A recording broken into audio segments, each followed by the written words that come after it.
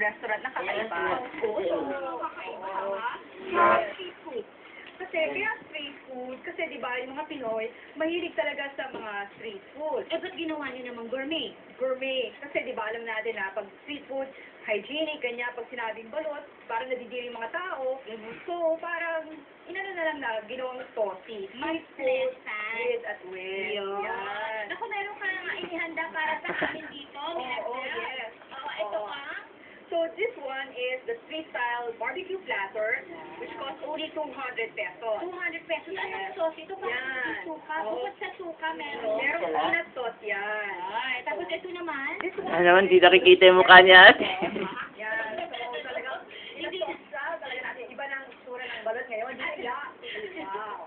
At hindi na, asin at Oo. At ito, ano ito? Yes, this is quail egg tempura. Ay, ang kwek-kwek. Oo. So, mga nating tempura style, famous na kwek-kwek. At ito naman. Ito ang scramble. Abay, scramble. Social na rin ang ating scramble. Alright. So, Magkano si Balut?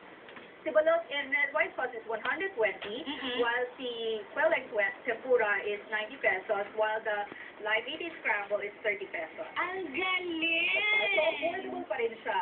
Oo, siguro puntahan kayo ng mas lalong marami kayong mga parokyano sa gabi, di ba? Oo. So, yung mga yuppies, maraming mga pumupunta dito.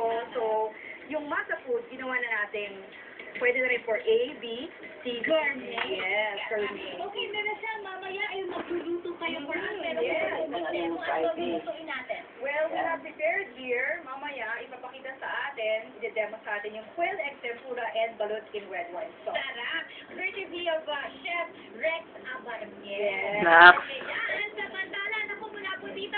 Ah. Hindi tayo mamaya nila Miracel. Eh, punta tayo sa studio kasama si Kim at